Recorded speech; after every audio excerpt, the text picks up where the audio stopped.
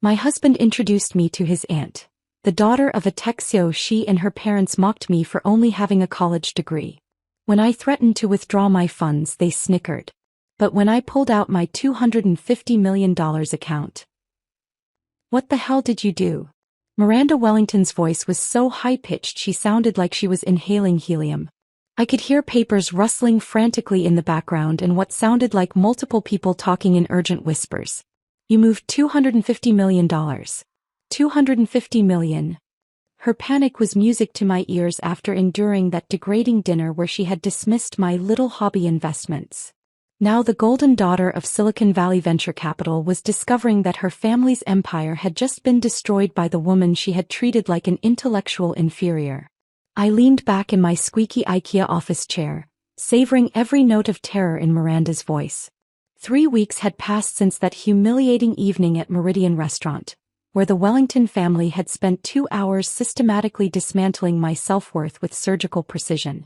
3 weeks since Victoria had smiled that patronizing smile while explaining how grassroots entrepreneurs, like me, were so charmingly authentic. 3 weeks since Harrison had chuckled about people who tried to compete in sophisticated markets while winging it. And 3 weeks since Miranda had expressed her deep respect for those who succeeded without proper educational advantages, making me sound like some kind of inspiring charity case. "I'm sorry, Miranda," I said calmly, examining my fingernails with deliberate casualness. "I'm not sure what you're referring to. Could you be more specific about which investments you're talking about?" The silence that followed was so complete I could hear her breathing through the phone.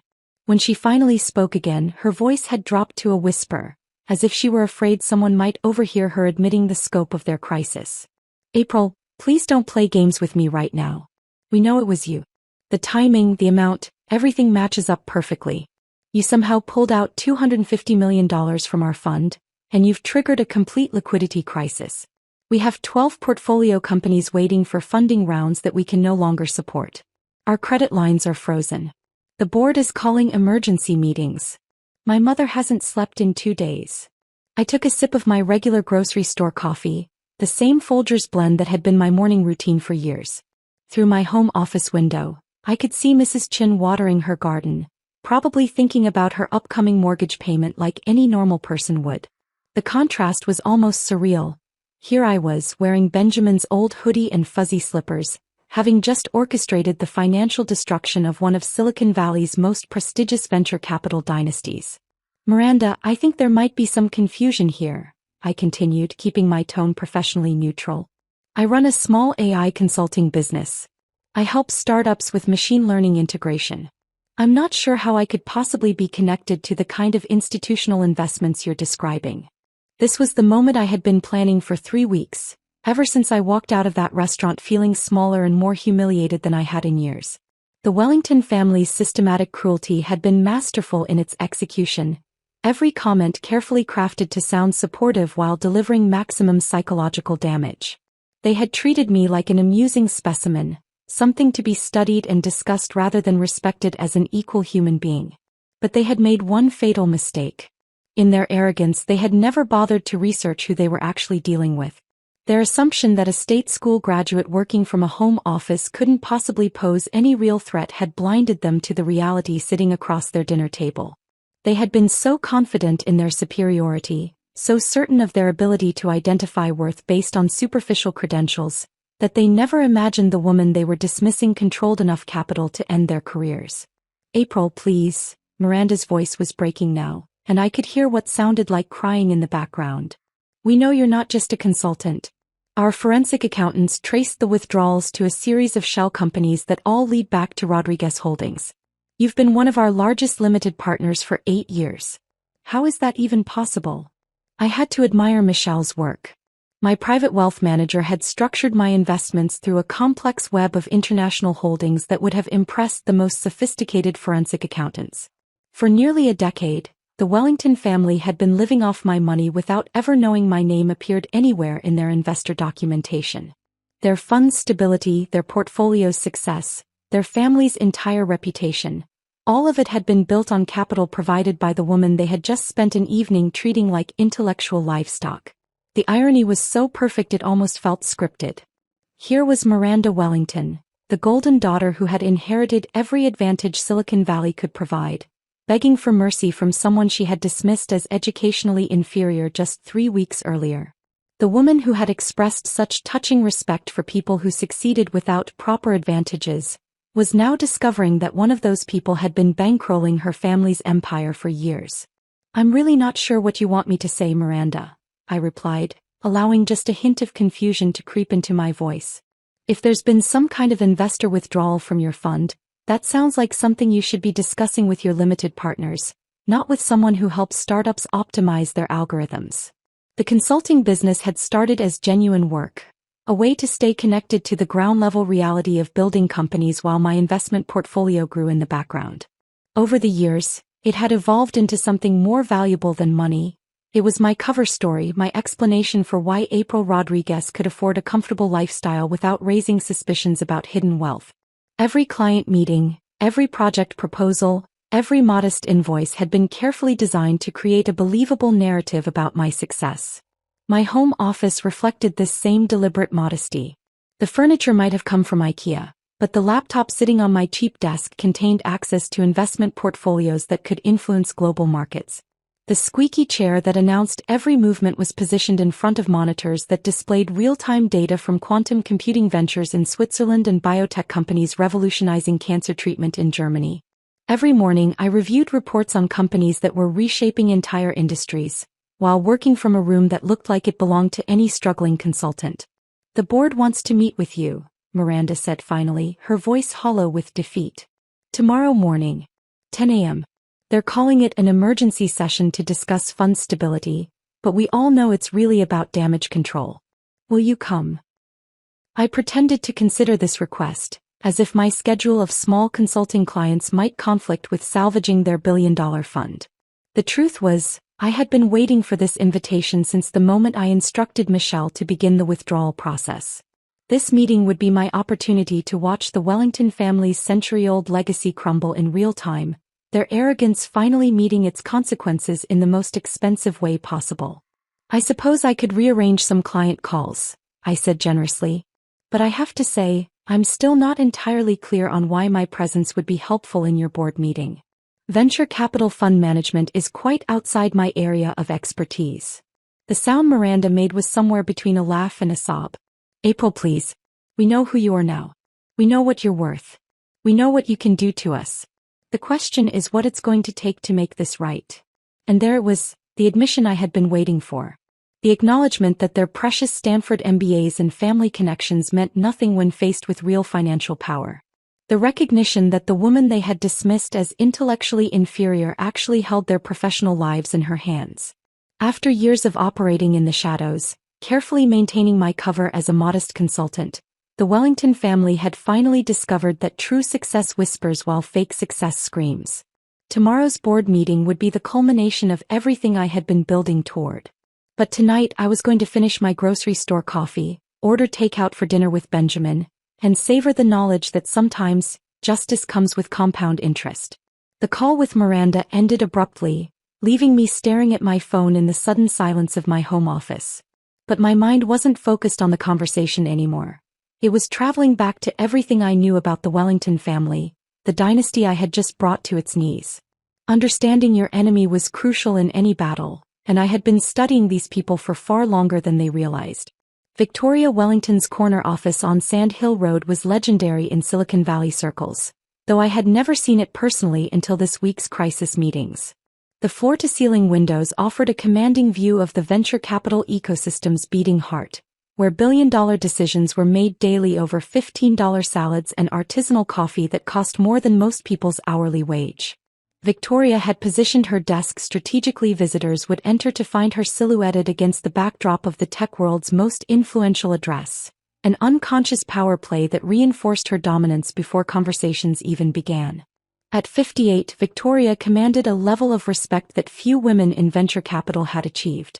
She hadn't inherited her position or married into influence. She had clawed her way to the top through a combination of ruthless intelligence, calculated risk-taking, and an almost supernatural ability to identify promising startups before they became household names. Her track record was genuinely impressive. She had led early-stage investments in 3 companies that later became unicorns, each exit generating returns that cemented her reputation as one of the Valley's most successful investors. But Victoria's success came with a price that she wore like expensive armor. Every Stanford MBA reference, every casual mention of her professors who now ran Fortune 500 companies, every perfectly timed name drop of a classmate's latest IPO, these weren't just conversation. They were weapons in an ongoing war to prove she belonged in a world that had initially questioned her worthiness. She had internalized the very system that had once excluded her, becoming its most zealous enforcer. I had watched Victoria operate at industry events over the years, observing from the sidelines as she worked the room with surgical precision. She possessed an uncanny ability to assess someone's value within seconds of meeting them, categorizing people into useful contacts, potential threats, or dismissible nobodies based on criteria that went far beyond actual achievement. Her conversations followed predictable patterns: establish credentials, assess mutual connections, determine potential value, then either invest time or politely extract herself. The irony was that Victoria's greatest strength had become her fatal weakness. Her pattern recognition skills, so valuable in identifying promising startups, had created blind spots in human assessment that I had exploited perfectly. When she looked at me across that dinner table 3 weeks ago, her mental algorithms had processed state school graduate and modest consultant and automatically categorized me as irrelevant. The possibility that someone outside her prescribed success framework could pose any real threat simply didn't compute in her worldview. Harrison Wellington represented a different kind of Silicon Valley success story, the graceful transition from primary player to influential supporter. 20 years ago he had been building his own tech companies, achieving moderate success in enterprise software before the dot-com crash taught him valuable lessons about timing and market forces. When Victoria's star began rising in venture capital, Harrison had made a strategic decision that many successful men struggle with. He chose to be genuinely supportive rather than competitive. This transition had required considerable ego management, but Harrison had mastered it with the same strategic thinking he had once applied to building companies. He redirected his energy into managing their personal investments, a role that actually leveraged his operational experience more effectively than venture capital ever could. While Victoria focused on finding the next big thing, Harrison optimized their existing portfolio, managed their real estate holdings, and cultivated the social connections that kept their family positioned at the center of Silicon Valley's power structure. Harrison's true genius lay in his ability to make everyone feel important while subtly reinforcing his family's influence. At their famous Atherton Mansion networking events, he would introduce a struggling entrepreneur to exactly the right investor, broker a conversation between a founder and a potential acquisition target, or suggest a Stanford connection that could open crucial doors. People left these gatherings feeling grateful for Harrison's generosity, never quite realizing how each introduction served to strengthen the Wellington family's position as essential connectors in the Valley's ecosystem. But Harrison's networking prowess had created its own form of tunnel vision. He collected interesting people the way others collected art, always evaluating potential value through the lens of existing connections and established credentials. A state school graduate working from a home office simply didn't register as worth collecting, regardless of their actual capabilities or hidden resources. His dismissal of me at dinner hadn't been personal. It was the automatic response of someone whose social radar was calibrated to detect only familiar frequencies of success. Miranda Wellington represented the 3rd generation of the family's evolution, a perfect fusion of inherited advantages and genuine capability. At 28 she possessed everything Silicon Valley valued: Stanford credentials, family connections, natural intelligence, and the kind of confidence that came from never having experienced real failure. Her success wasn't accidental. She had worked genuinely hard, made smart investment decisions, and earned her position through actual merit rather than pure nepotism. Miranda's Instagram feed told the story of a life lived at the intersection of privilege and achievement.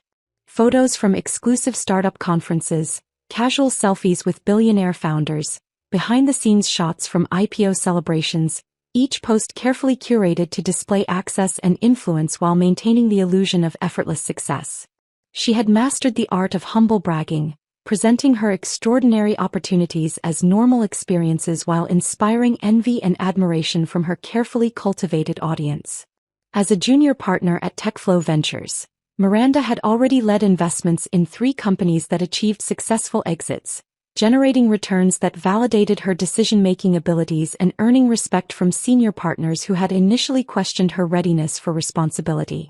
Her investment thesis focused on early-stage companies led by founders who reminded her of herself, young, credentialed, well-connected entrepreneurs with ambitious visions and the background to execute them. But Miranda's success had never been tested by real adversity. Every challenge she had faced came with built-in advantages: family resources to cushion failures, connections to provide second chances, and a reputation that opened doors even after mistakes. She had never encountered someone who could genuinely threaten her position, never faced an opponent who operated outside the rules she understood. Her confidence, so valuable in high-stakes negotiations with entrepreneurs and co-investors, had never been challenged by someone who could actually destroy everything she had built. The Wellington family's dinner conversations revealed the philosophical foundation underlying their success. These weren't casual family meals.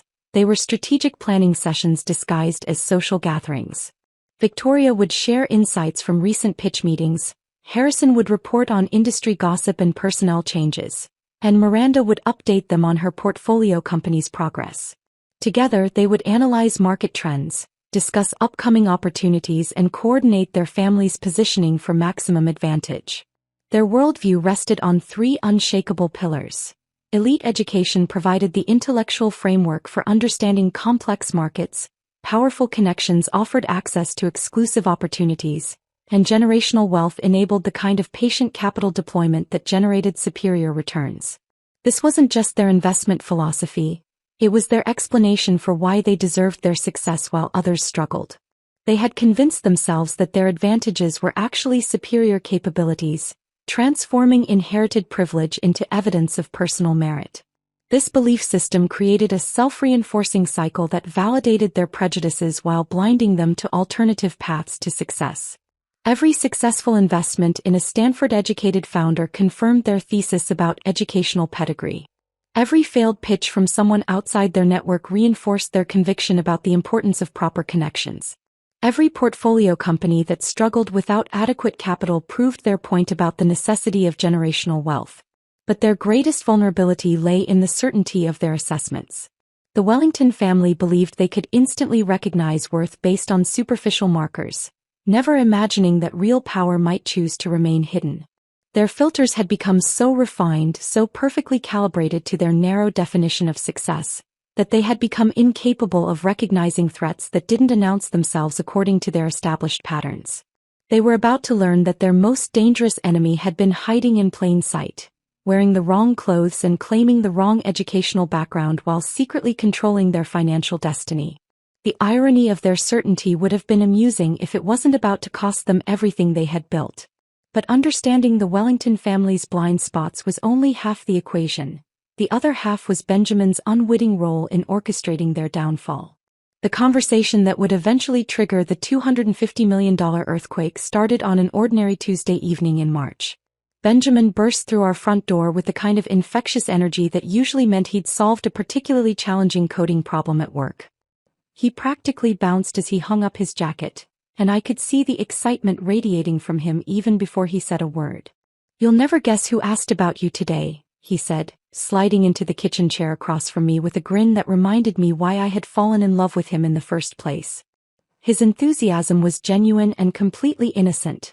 Benjamin had no idea he was about to set in motion the destruction of his own family's legacy. "Miranda called me at work," he continued, reaching for the leftover pizza I had heated up for dinner. "She's been curious about your AI consulting business ever since Mom mentioned it at Sunday brunch last month. Apparently, TechFlow is looking at some machine learning startups, and Miranda thought you might have valuable insights about the technical implementation challenges they're facing."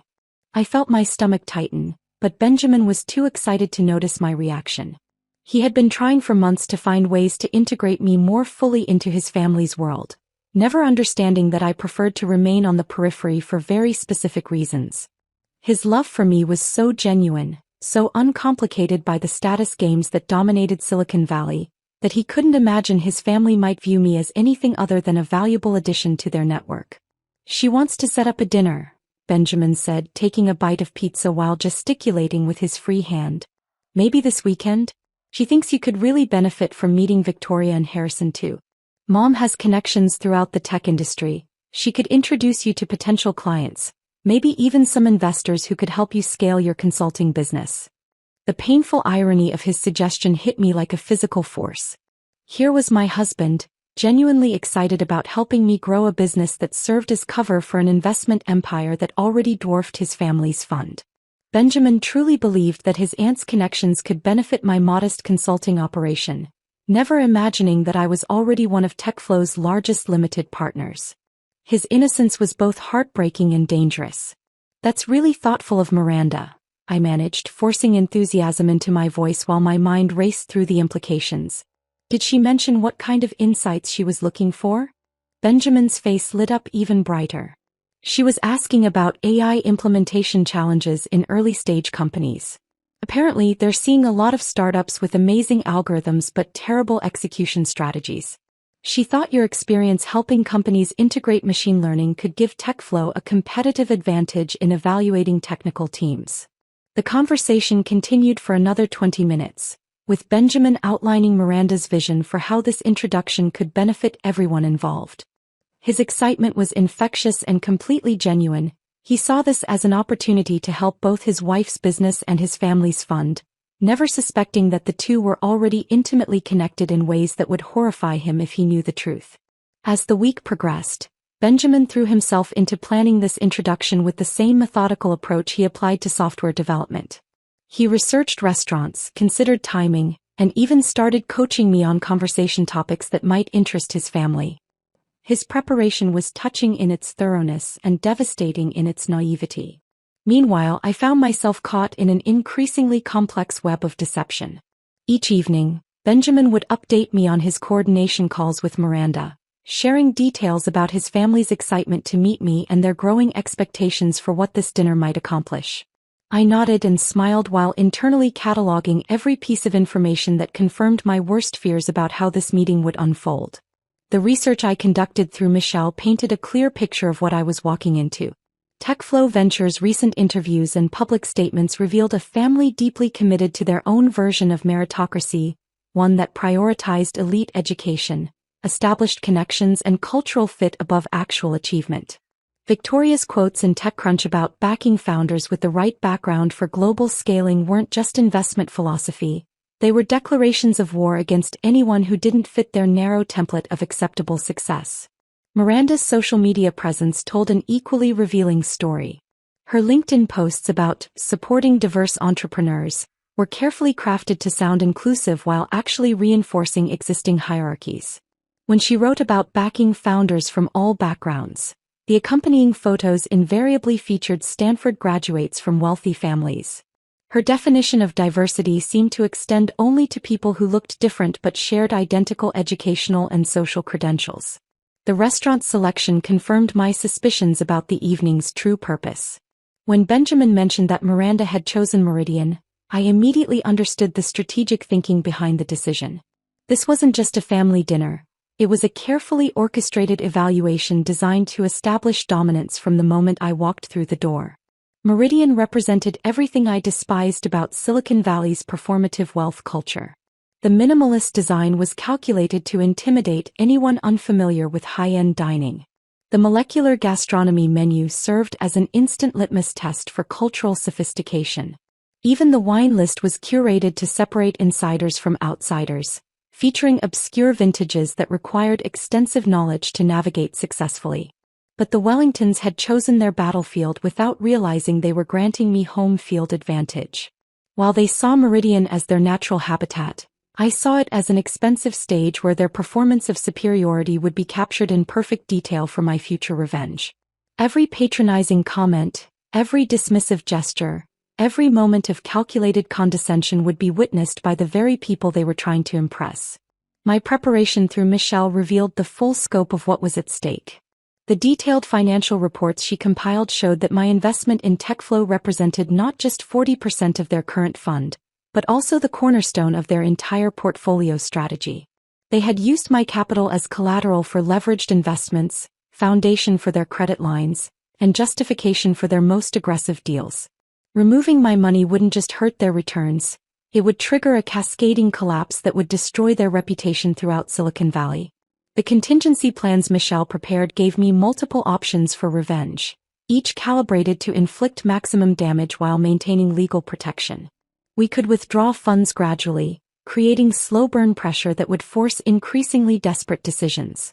We could liquidate positions strategically, timing our exits to coincide with their most vulnerable portfolio companies. Or we could execute a coordinated withdrawal designed to trigger immediate liquidity crisis, maximum panic and complete professional destruction. By Saturday evening I had chosen the nuclear option. The Wellington family's certainty about their ability to assess worth based on superficial credentials was about to meet the most expensive education of their lives. They would sit across from someone they dismissed as intellectually inferior while that same person held their financial destiny in her hands. The final irony was that Benjamin's genuine love and support had created the perfect conditions for his family's downfall. His enthusiasm for introducing me to his relatives stemmed from his authentic belief that I deserved recognition and opportunity. He had no way of knowing that his efforts to help my small consulting business would expose his family's prejudices in exactly the way needed to justify their complete destruction. As I prepared for dinner, I realized that this evening would change everything, not just for the Wellington family, but for my own carefully constructed double life. Win or lose, after tonight, April Rodriguez, the modest consultant, would be impossible to maintain. The transformation from concerned preparation to actual lived nightmare began the moment Benjamin and I stepped through Meridian's glass doors. Saturday evening, 7:30 sharp, and the Wellington family was already seated at their preferred corner table, positioned strategically to survey the entire restaurant while remaining partially hidden behind an abstract sculpture that probably cost more than most people's cars. Victoria rose first, her movements precise and calculated like a chess player opening with a predetermined strategy. She was dressed in what I recognized as understated power dressing, a charcoal blazer that whispered expensive rather than shouting it, jewelry that suggested wealth without vulgarity, and that particular shade of confident smile that successful women wore when they were about to demonstrate their superiority to lesser mortals. "April," she said, extending her hand with the kind of measured warmth that felt like being evaluated by a job interviewer. "Benjamin has told us so much about you. We're absolutely thrilled to finally meet the woman who's captured our boy's heart." The word, captured, hung in the air with just enough emphasis to suggest something predatory, as if I had somehow ensnared their precious family member through cunning rather than genuine connection.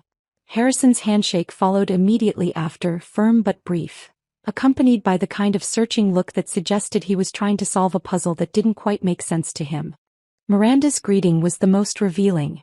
Her smile was bright and seemingly genuine, but her eyes conducted a rapid assessment that took in my outfit, my posture, my handbag, and my overall presentation in approximately 3 seconds. I watched her mental calculator working, placing me somewhere between disappointing but tolerable and how did this happen, on whatever scale she used to evaluate people. "So," Victoria said before we had even settled into our chairs, "Benjamin tells us you run some kind of consulting business. How exciting. It must be so rewarding to work with all those eager young entrepreneurs." The tone was perfectly calibrated, enthusiastic enough to sound supportive, but with just enough condescension to make it clear that she considered my work something between a hobby and charity work. The phrase, eager young entrepreneurs, suggested people playing at business rather than building real companies. "I help startups integrate AI into their business models," I replied, keeping my voice steady while internally bracing for what I knew was coming. "Machine learning implementation, algorithm optimization, that sort of thing." Miranda's laugh came immediately, a sound like crystal breaking that she tried to disguise as delighted amusement. "Oh, that's wonderful. Like technical support but for artificial intelligence. How very hands-on of you." The comparison to technical support was deliberate and devastating. In Silicon Valley's hierarchy, technical support occupied the bottom rung, necessary but definitely not strategic, tactical rather than visionary. Miranda had just relegated 8 years of sophisticated consulting work to the level of helping people reset their passwords. Harrison leaned back in his chair with the satisfied expression of someone watching a moderately entertaining performance. "And where did you develop this expertise, April? Your educational background must be fascinating." The question arrived like a guided missile, perfectly aimed at what they had already identified as my primary vulnerability. I could feel Benjamin tense slightly beside me, suddenly aware that this conversation was developing an edge he hadn't anticipated. "I went to state," I said simply, watching their faces process this information with the kind of horrified fascination usually reserved for natural disasters. "Computer science degree, then straight into the workforce." The silence that followed was so complete that I could hear the ambient noise from other tables, the gentle clinking of expensive silverware, the murmur of conversations about IPOs and acquisitions, the soft sounds of Silicon Valley's elite conducting their weekend social business. At our table, 3 of the Valley's most successful people were struggling to process how someone with my educational pedigree had ended up in their presence. "State school," Victoria repeated slowly, as if she were a linguist encountering a previously unknown dialect. Her eyebrows had climbed so high they threatened to disappear entirely into her perfectly styled hair. How very practical of you." The word practical carried the same weight that others might use for tragic or unfortunate. In Victoria's worldview, practical was what people chose when they couldn't achieve prestigious. It was the consolation prize for those who lacked the intelligence, connections, or family resources to aim higher. Miranda exchanged a look with her father that I wasn't supposed to notice, one of those silent family communications that said everything about their assessment of the situation. The look conveyed disappointment, confusion, and a growing understanding that their evening was not going to unfold as pleasantly as they had hoped.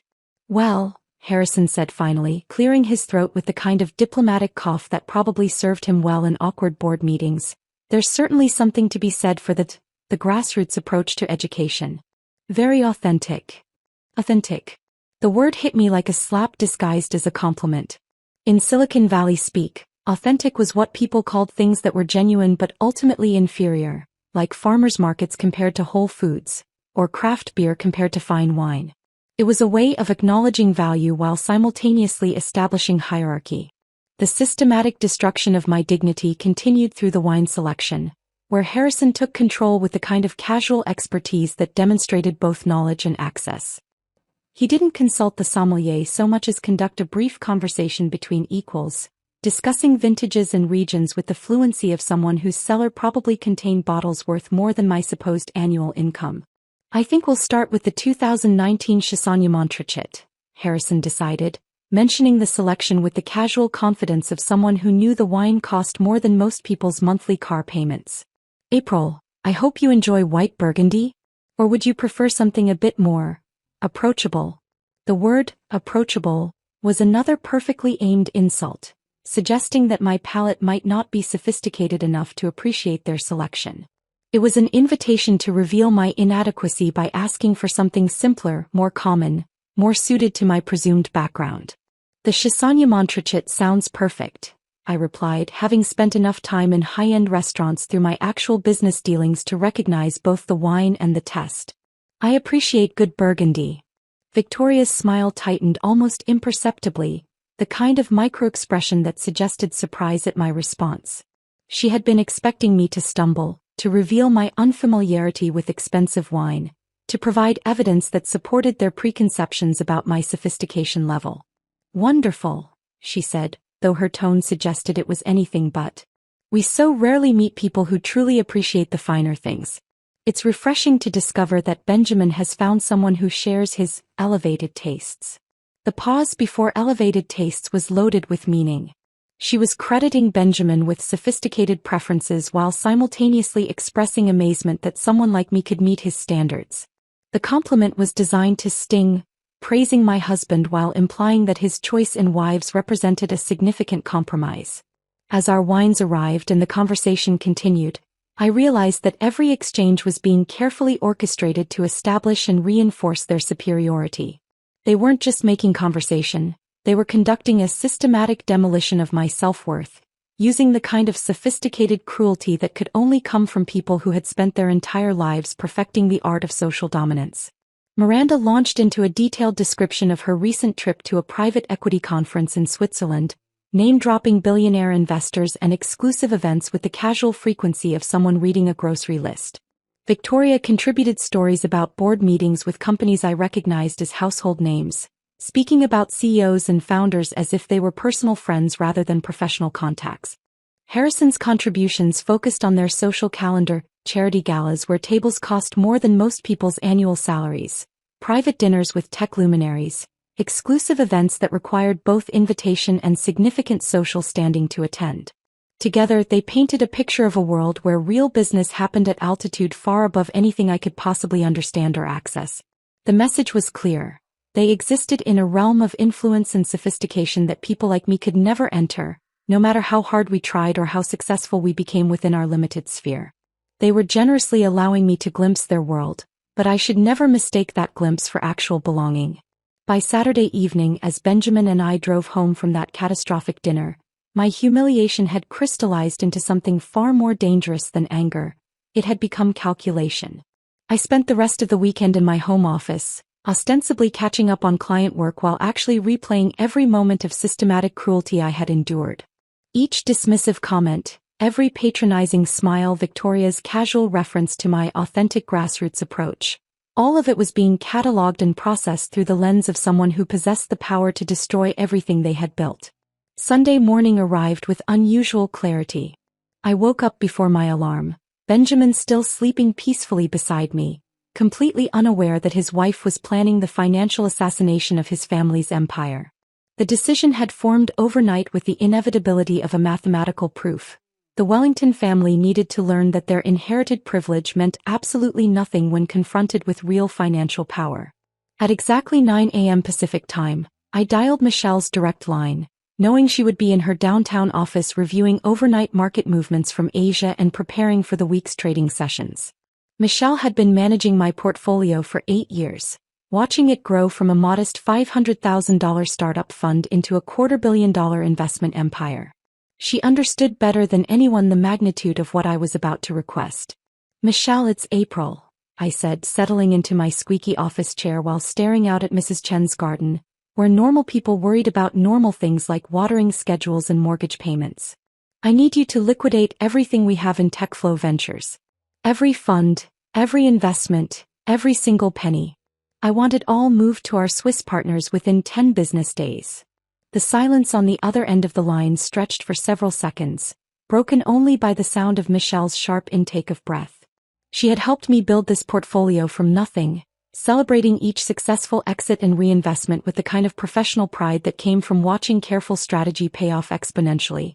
She also understood exactly what removing $250 million from TechFlow's operations would do to their fund structure. "April," she said carefully, her voice carrying the weight of someone who had just been asked to trigger a financial earthquake that represents approximately 40% of their total assets under management.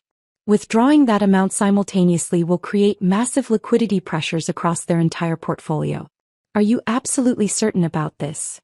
"Completely certain," I replied, watching a hummingbird hover over Mrs. Chen's flower bed with the kind of focused intensity one was now applying to the Wellington family's destruction. "They need to learn that their century of inherited privilege doesn't protect them from the consequences of their own arrogance." Michelle's professionalism kicked in immediately, shifting from shock to strategic planning with the efficiency that had made her one of Silicon Valley's most trusted wealth managers. "I'll need to coordinate with our banking partners in Zurich and London to handle currency exchanges without triggering market alerts. The documentation alone will require coordination across 3 time zones. This is going to be the largest single asset transfer we've ever executed." Over the following week, Michelle worked with surgical precision that would have impressed military strategists.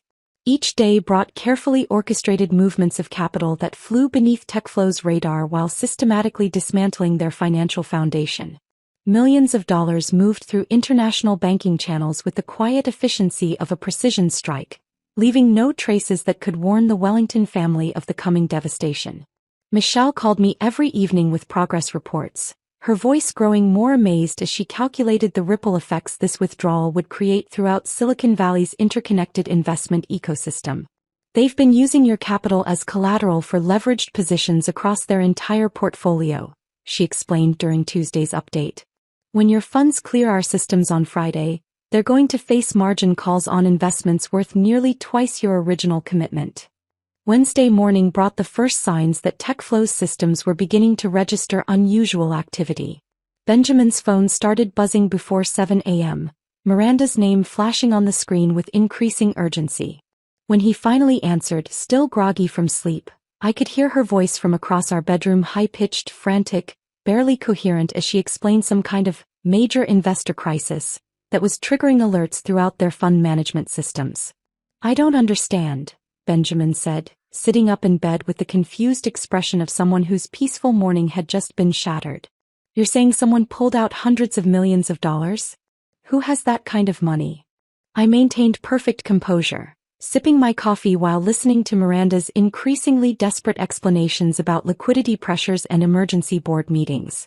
Benjamin kept glancing at me with bewilderment, unable to comprehend why his family's business crisis might have anything to do with his wife's modest consulting work. The disconnect between his perception of my capabilities and the reality of what I had just orchestrated was almost amusing. Miranda's questioning became more pointed as the conversation continued. She demanded to know if I had any connections to large investment firms or family offices that might have suddenly decided to withdraw funding from TechFlow. Benjamin's responses revealed the complete innocence that had made him such an unwitting accomplice in his family's downfall. He genuinely had no idea that his wife possessed the financial resources to single-handedly destroy a venture capital fund. By Thursday afternoon, Miranda had apparently connected enough dots to bypass Benjamin entirely and call me directly. Her previous condescension had been completely replaced by raw terror, her voice cracking with emotion as she struggled to process what was happening to her family's empire. "What the hell did you do?" she screamed before I could even say hello, all pretense of Silicon Valley sophistication stripped away by panic. "You moved $250 million. $250 million. Do you have any idea what you've done to us?" Hearing those numbers spoken aloud by the woman who had dismissed my little hobby investments just 4 days earlier provided satisfaction that exceeded my wildest expectations. Miranda's voice continued to crack as she explained the cascading consequences of my withdrawal margin calls on leveraged positions, forced liquidations of other investments, emergency meetings with banking partners who were demanding additional collateral. "We had that capital committed to 12 different portfolio companies," she continued, her professional composure completely shattered. 3 of them were supposed to close Series B rounds next week. Without that funding, they're going to miss their milestones, which means they'll miss their valuations, which means our entire quarterly projections are destroyed. The desperation in her voice was music to my ears, each word confirming that my revenge was unfolding exactly as Michelle and I had calculated. But Miranda wasn't finished. She was begging now, promising that her family would make amends for any misunderstandings, offering concessions and apologies with the frantic energy of someone watching their world collapse in real time. "Please, April, you have to understand, this isn't just about our fund. We have obligations to limited partners, commitments to founders, responsibilities to employees who depend on us for their livelihoods. Whatever we did wrong, whatever offended you, we can fix it. But you have to give us time to unwind these positions properly." Michelle's evening update confirmed that TechFlow's crisis was deepening with mathematical precision. Portfolio companies were demanding explanations for delayed funding rounds. Limited partners were calling emergency meetings to assess their exposure. Investment banks were downgrading TechFlow's credit ratings and demanding additional collateral for existing loans. Their entire fund structure was built on the assumption that your capital would remain stable, Michelle explained, her voice carrying professional admiration for the completeness of our financial strike. "Without that foundation, everything else is collapsing like a house of cards. They'll be lucky if they can avoid a complete liquidation of the fund." As Thursday evening turned into Friday morning, I realized that the Wellington family's carefully constructed empire was crumbling with the exact same systematic precision they had applied to destroying my dignity just 1 week earlier.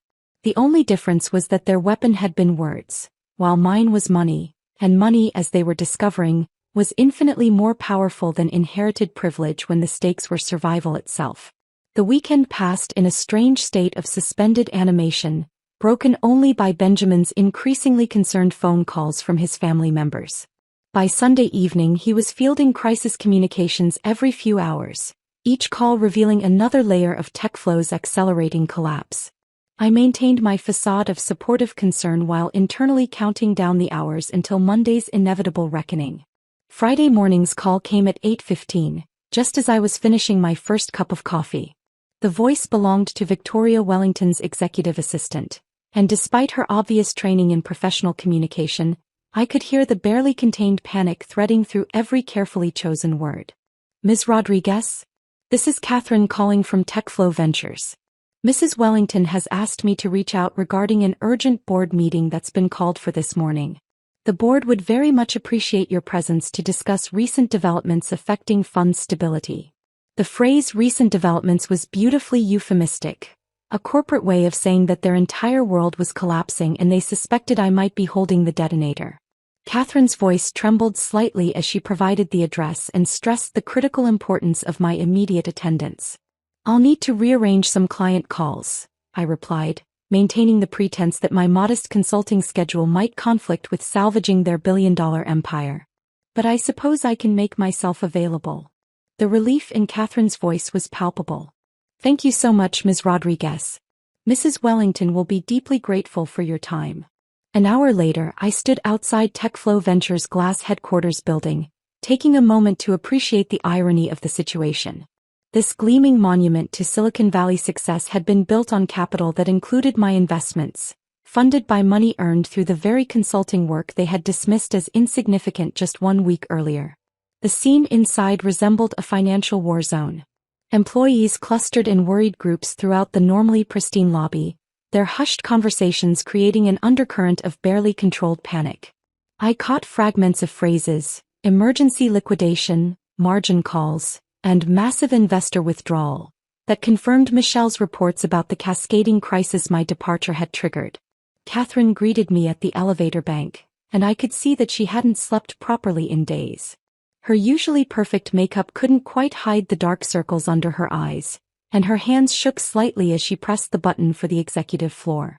During our brief ride upward, she kept glancing at me with the kind of desperate hope usually reserved for people meeting potential organ donors. The boardroom occupied TechFlow's top floor, with floor-to-ceiling windows offering commanding views of Sand Hill Road and the venture capital ecosystem that the Wellington family had once dominated. But the atmosphere inside felt more like a funeral parlor than a celebration of financial power. Victoria Wellington rose from her position at the head of the polished conference table, and the transformation was stunning. The confident woman who had systematically destroyed my dignity 5 days earlier had been replaced by someone who looked like she had aged a decade in less than a week. Her usually immaculate appearance showed unmistakable signs of stress, wrinkled clothing that suggested she had slept in her office, slightly disheveled hair that betrayed the shaking hands she was trying to control, and dark circles under eyes that probably hadn't seen peaceful sleep since Wednesday's crisis began. Ms. Rodriguez, she began, her voice carefully modulated but carrying an unmistakable undertone of desperation, thank you so much for making time in your schedule to join us. I believe there may have been some misunderstandings during our recent dinner. The word misunderstandings hung in the air like a white flag of surrender. This was Victoria Wellington, the woman who had built her reputation on never backing down from difficult negotiations, now reduced to begging someone she had dismissed as intellectually inferior just days earlier. Miranda sat to her mother's right, looking like she had been crying intermittently for hours. Her usual confidence had evaporated completely, replaced by the hollow-eyed expression of someone watching everything they had worked for crumble in real time. Harrison occupied his traditional supporting role, but even his diplomatic skills seemed inadequate for the magnitude of their current crisis. Victoria, I replied calmly, settling into the chair they indicated while maintaining perfect composure, I'm not sure what kind of misunderstandings you're referring to. Could you be more specific? Before Victoria could respond, the boardroom door opened with perfect dramatic timing. James Morrison entered with the kind of authoritative presence that automatically shifted the room's power dynamics. As chairman of TechFlow's board, James commanded respect throughout Silicon Valley's investment community, but his relationship with me went far deeper than most people realized. April, James said warmly, crossing the room to shake my hand with genuine respect and familiarity, what an unexpected surprise to see you here. The effect on the Wellington family was immediate and devastating. Victoria's face drained of what little color it had retained, while Miranda actually gasped audibly. Harrison's diplomatic composure finally cracked completely, revealing the shock underneath as he processed the implications of James's greeting. James, I replied with equal warmth. Always a pleasure. Though I have to admit, I'm still not entirely clear on why my presence was requested for this meeting.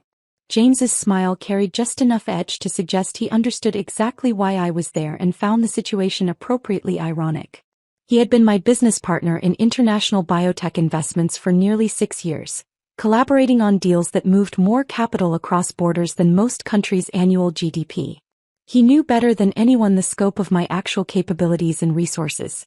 Well, James said, settling into his chair at the head of the table while maintaining eye contact with Victoria, I believe Mrs. Wellington was hoping to discuss some recent investor relations challenges that have created liquidity pressures for the fund. Victoria's hands were visibly trembling now as she attempted to regain control of a situation that had spiraled far beyond her management capabilities. James, I think we need to address some irregularities in our investor reporting systems. It seems there may have been some confusion about the identity of some of our limited partners. James's expression shifted subtly, taking on the kind of professional seriousness that indicated heads were about to roll. Irregularities? That's a strong word, Victoria. Perhaps you could be more specific about what kind of confusion you're referring to. The silence stretched uncomfortably before Victoria found the courage to continue. It appears that Ms. Rodriguez may have been investing in our fund through entities that weren't properly identified in our partner communications. We've discovered that she represents a significantly larger stake in TechFlow than anyone realized. Significantly larger, James repeated slowly, his voice carrying the weight of someone who was about to deliver devastating news. Victoria, Ms. Rodriguez has been one of our anchor investors for nearly 8 years. Her commitment represents approximately 40% of our current fund's capital base. The numbers hit the room like physical blows. Miranda made a sound somewhere between a gasp and a sob, while Harrison appeared to be calculating the implications with the horrified fascination of someone watching a natural disaster unfold in slow motion. James continued with methodical precision, systematically destroying every assumption the Wellington family had made about my capabilities and resources. Ms. Rodriguez and I have co-invested in biotech ventures across 3 continents, moving more capital through international markets than most sovereign wealth funds manage annually. With each revelation, I watched the Wellington family's worldview crumble like a building under controlled demolition. Their certainty about their ability to assess worth based on educational credentials was being destroyed by the reality of someone who had quietly accumulated more power than they could comprehend. Let me make sure I understand this correctly, James said, his voice cutting through the boardroom's stunned silence with surgical precision. You treated one of our most valuable investors with disrespect because you assumed her educational background made her unqualified to understand venture capital? The question hung in the air, unanswerable and utterly damning. James's tone had shifted from professional concern to barely controlled anger as he processed the magnitude of their failure. The consequences are immediate and final, James announced with the authority of someone whose decision could not be appealed. Victoria, you'll be stepping down as managing partner effective today. Miranda, your junior partner position is terminated immediately. This family's association with TechFlow Ventures ends now. As I watched their faces process this professional execution, I felt satisfaction that transcended mere revenge. This was justice served with compound interest, the perfect mathematical conclusion to their systematic cruelty. The silence in the boardroom stretched for what felt like an eternity after James delivered his final judgment. Victoria's face had gone completely white, her hands gripping the edge of the conference table as if it were the only thing keeping her from collapsing. Miranda was crying openly now, tears streaming down her cheeks as the reality of her terminated career sank in. Harrison sat frozen, his diplomatic skills utterly useless in the face of such complete professional destruction. There will be a press release issued within the hour, James continued, his voice carrying the finality of a judge reading a death sentence. TechFlow Ventures is announcing a complete restructuring of senior management due to failures in investor relations and fund oversight. The board has lost all confidence in the current leadership's ability to maintain the fiduciary standards our limited partners deserve. As I watched the Wellington family process their professional execution, I felt something deeper than satisfaction. This was vindication on a scale that transcended personal revenge. These people who had built their entire identity on inherited superiority were learning that merit, real merit, could emerge from anywhere and destroy anyone who underestimated it. The elevator ride down from TechFlow's executive floor was surreal. I could hear the muffled sounds of crisis management through office doors, urgent phone calls, hurried meetings, the controlled chaos of a company trying to survive the sudden departure of its entire leadership team. Employees watched me with curious eyes as I passed, probably wondering who this unremarkable woman was and why she had emerged from the boardroom while their executives remained behind to face their professional annihilation. Outside, the California sunshine felt different somehow, brighter, more warming, as if the weight of 8 years of careful deception had finally been lifted from my shoulders. I called Michelle from the parking lot, knowing she would be anxiously waiting for news about the confrontation. "It's done," I said simply when she answered. "Victoria's out, Miranda's finished, and the entire family is banned from the fund they built. James handled it perfectly." Michelle's response was a mixture of professional satisfaction and genuine amazement. "April, the calls haven't stopped since news started leaking this morning. Every major VC firm in the Valley wants to pitch you on managing your portfolio. Goldman Sachs called twice. Even some sovereign wealth funds are reaching out through back channels." The irony was perfect. I had spent 8 years hiding my wealth to avoid exactly this kind of attention, only to have it forced into the open by people who couldn't recognize power when it was sitting across their dinner table. Now that the secret was out, Silicon Valley's entire ecosystem was reorganizing itself around the reality of my resources. But the most important conversation was still waiting for me at home. Benjamin had left work early after receiving what I assumed were increasingly frantic calls from his family members. I found him sitting on our couch, staring at his phone with the expression of someone trying to solve an impossible puzzle. "They're saying you caused all of this," he said without looking up. "Miranda keeps calling, crying about how you destroyed their fund somehow. Victoria left a voicemail asking me to convince you to reverse whatever you did. I don't understand any of it." This was the moment I had been dreading and anticipating in equal measure, the conversation that would either strengthen our marriage or destroy it completely. Benjamin deserved the truth, all of it, regardless of the consequences. "Sit down," I said, settling beside him on the couch. "I need to tell you something that's going to change how you see everything." Over the next hour, I explained the entire scope of my hidden empire. The consulting business that served as cover for a $250 million investment portfolio. The international holdings that spanned 5 continents. The biotech ventures that were revolutionizing medicine while generating returns that exceeded most countries' GDP. The quiet accumulation of power that had taken 8 years to build and 5 days to weaponize against his family. Benjamin's reaction surprised me completely. Instead of anger about being deceived or shock about the scale of my wealth, his first words were an apology. "I'm so sorry they treated you like that," he said, pulling me into his arms with fierce protectiveness. "I knew they could be snobby, but I had no idea they were capable of such cruelty. You must have felt so humiliated, sitting there listening to them dismiss everything you've accomplished." His understanding was instantaneous and complete. Benjamin grasped immediately that my revenge wasn't about money or power. It was about justice for systematic cruelty that went far beyond acceptable family tension. He saw the Wellington family's behavior for what it truly was. An unforgivable attack on the woman he loved, delivered with the kind of sophisticated brutality that could only come from people who had never faced real consequences for their actions. "Are you angry that I kept this from you?"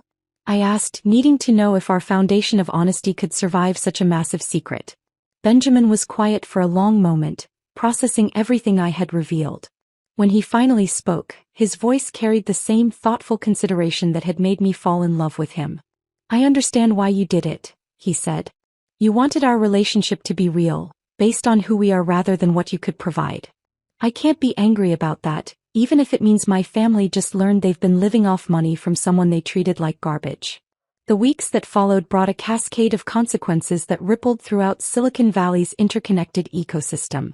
Victoria's resignation made headlines in every major tech publication, with industry analysts speculating about the management failures that could lead to such a catastrophic investor withdrawal. The story became a cautionary tale that spread through boardrooms and networking events, a whispered warning about the dangers of judging people by superficial credentials. Miranda's career destruction was even more complete. Word spread quickly that she had been directly responsible for insulting the investor whose departure triggered TechFlow's collapse. Every major VC firm in the Valley quietly added her name to their internal blacklists, recognizing that someone who could cost a fund $250 million through sheer arrogance was too dangerous to employ regardless of her previous track record. Harrison's fall was perhaps the most poignant. His carefully cultivated network of social connections evaporated almost overnight as Silicon Valley's elite distanced themselves from the family that had committed such a spectacular failure in investor relations. Board positions were quietly rescinded, charity events found reasons to rescind invitations, and their Atherton mansion became a monument to fallen pride rather than continuing success. But the most meaningful change was happening in my own life. With my wealth no longer a secret, I began exploring ways to use my resources that went beyond personal financial growth. Michelle helped me establish Rodriguez Ventures, a fund specifically designed to support entrepreneurs from non-traditional backgrounds, state school graduates like myself, first-generation immigrants, and founders without family wealth or elite connections. The irony was exquisite. The very people the Wellington family had dismissed as unworthy of serious consideration became my primary investment focus. Within 6 months, we had backed 12 startups led by diverse founders who were solving real problems with innovative solutions that the traditional VC establishment had overlooked. Each successful investment felt like another victory against the narrow-minded elitism that had infected Silicon Valley for too long. When Maria Santos, a first-generation Mexican-American founder, successfully launched her medical device company using our seed funding, I thought about Victoria's dismissive comments about proper breeding. When David Chin, a community college graduate, built his logistics startup into a revenue-generating machine, I remembered Miranda's patronizing laughter about technical support. The Wellington family's story became a permanent part of Silicon Valley folklore, a cautionary tale about the dangers of confusing inherited privilege with actual intelligence. Their downfall served as a reminder that in a world where merit ultimately mattered more than pedigree, underestimating someone based on their background could cost everything you had built. As I reflected on the entire experience months later, I realized that my revenge had accomplished something far more valuable than personal satisfaction. It had created a more inclusive, merit-based approach to investing that would outlast any individual act of retribution. The Wellington family's ashes had become fertile ground for something better. A venture capital ecosystem that recognized talent regardless of where it came from or how it chose to present itself. My victory was complete not just because I had destroyed those who tormented me, but because I had built something positive from their destruction that would continue growing long after their names were forgotten. My victory was complete not just because I had destroyed those who tormented me, but because I had built something positive from their destruction that would continue growing long after their names were forgotten. But as winter turned to spring and spring gave way to another Silicon Valley summer, I began to understand that the true measure of my revenge wouldn't be found in the immediate satisfaction of watching the Wellington family's empire crumble. It would be in the lasting changes that rippled outward from that moment of reckoning. 12 months after the TechFlow catastrophe, I found myself standing in the same Palo Alto restaurant where this entire story had begun, but everything had changed. Benjamin and I were celebrating the first anniversary of Rodriguez Ventures with Michelle and James, toasting a year that had exceeded every expectation I had dared to set. The irony of returning to Meridian wasn't lost on any of us. This temple of Silicon Valley excess had witnessed both my humiliation and indirectly my ultimate triumph. 27 portfolio companies, 12 showing strong revenue growth, 3 positioned for major exits. Michelle read from her tablet, her voice carrying the professional satisfaction of someone whose strategies had been vindicated spectacularly. The Rodriguez Ventures model is officially being studied by every major VC firm in the Valley. The fund's success wasn't just financial, it was philosophical proof that talent and innovation could emerge from anywhere when given proper support and resources. Maria Santos, the first-generation Mexican-American founder whose medical device company I had backed in those early months, had just received FDA approval and closed a $50 million Series B round. David Chin, the community college graduate who built logistics solutions, had sold his startup to Amazon for $200 million just last week. Each success story felt like another victory against the narrow-minded elitism that had infected Silicon Valley for too long. More importantly, these weren't isolated wins. They were part of a systematic demonstration that the venture capital world had been overlooking enormous pools of talent due to prejudices about educational pedigree and cultural background. James raised his glass with the kind of genuine smile that had made our business partnership so rewarding over the years. To April Rodriguez, who proved that the most dangerous person in any room might be the one everyone underestimates. But even as we celebrated, I found myself thinking about the Wellington family and wondering how their story had continued to unfold in the months since their spectacular downfall. The answer came in fragments, gathered through Silicon Valley's efficient gossip network and the occasional update from Benjamin's hesitant communications with his estranged relatives. Victoria's attempts to rebuild her career had been systematically thwarted by the Valley's long memory and interconnected network. Her consulting firm, launched with great fanfare 6 months after leaving TechFlow, had struggled to attract clients who remembered the $250 million disaster too clearly. Last I heard, she had relocated to Portland, working for a regional investment firm at a fraction of her former salary and influence. The woman who had once commanded respect in boardrooms across the Bay Area was now managing small-scale deals in a market that barely registered on Silicon Valley's radar. Miranda's career destruction had been even more complete. After being quietly blacklisted from every major VC firm in the Valley, she had eventually given up on venture capital entirely. Benjamin mentioned during one of our rare conversations about his family that she had taken a corporate development role at a struggling Austin startup, trading the power and prestige she had inherited for the anonymity of a market that didn't know her history. The golden daughter who had been groomed for Silicon Valley success was now just another mid-level executive trying to prove herself far from the ecosystem that had once been her birthright. Harrison's fall had been perhaps the most poignant to watch unfold. His carefully cultivated network of social connections had evaporated almost overnight, as Silicon Valley's elite distanced themselves from the family that had committed such a spectacular failure in investor relations. The Atherton mansion that had hosted legendary networking events was sold at a significant loss, the proceeds used to cover legal fees and outstanding obligations from TechFlow's messy liquidation. The master of social connectivity had discovered that relationships built on mutual advantage could disappear as quickly as they had formed. Benjamin's journey through his family's disgrace had been complex and painful, but ultimately strengthening for our marriage. Initially, there had been anger and blame directed at both of us, with family members convinced that I had deliberately infiltrated their circle to destroy them. Phone calls were bitter and accusatory, filled with demands that I somehow undo the financial consequences of their own behavior. But as months passed and the full scope of their treatment of me became undeniable, Benjamin began having increasingly difficult conversations with his relatives about accountability and consequences. He maintained contact with them, but established firm boundaries about how they could speak about his wife and our relationship. The Benjamin who had once been eager to integrate me into his family's world had evolved into someone who prioritized our partnership over their wounded pride. Victoria's formal apology letter arrived on a Tuesday morning 8 months after the crisis, delivered by certified mail with the kind of legal precision that suggested it had been reviewed by attorneys.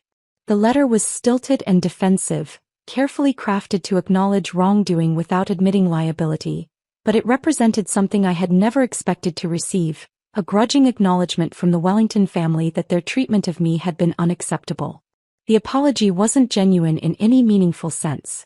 Victoria's words read like a corporate press release, designed to check a box rather than convey authentic remorse. But Benjamin's insistence that his family provide some form of acknowledgement before he would consider rebuilding relationships with them demonstrated the strength of character that had made me fall in love with him in the first place. The TechFlow incident had become more than just a personal victory. It was a watershed moment that sparked broader conversations about bias and inclusion throughout Silicon Valley's venture capital ecosystem.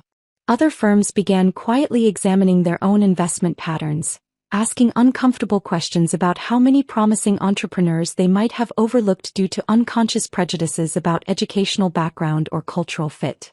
Michelle had fielded dozens of calls from major VC firms wanting to understand the Rodriguez Ventures model, as if supporting diverse founders was some kind of revolutionary strategy rather than basic recognition of untapped talent. The requests for consulting and speaking engagements had grown so numerous that I had started declining most of them, preferring to let our portfolio company's success speak for itself. Tech publications were writing profiles about our unconventional investment approach, though I found it amusing that backing qualified founders from state schools was considered unconventional in an industry that prided itself on disrupting traditional thinking. The narrative was slowly shifting from surprise that diverse founders could succeed to embarrassment that it had taken so long for the industry to recognize obvious talent. Standing in that restaurant 12 months later, I realized that my revenge against the Wellington family had accomplished something far more significant than personal satisfaction. It had created a permanent change in how Silicon Valley thought about merit, talent, and the dangerous assumptions that came with inherited privilege.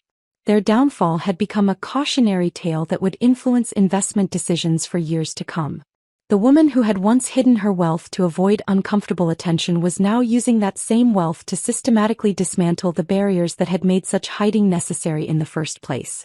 Every successful investment in a founder from a non-traditional background was another crack in the wall of elitism that had dominated venture capital for too long. As we left Meridian that evening, I caught a glimpse of my reflection in the restaurant's polished glass doors. The same woman who had endured systematic humiliation at this very location just 1 year earlier. But everything else had changed.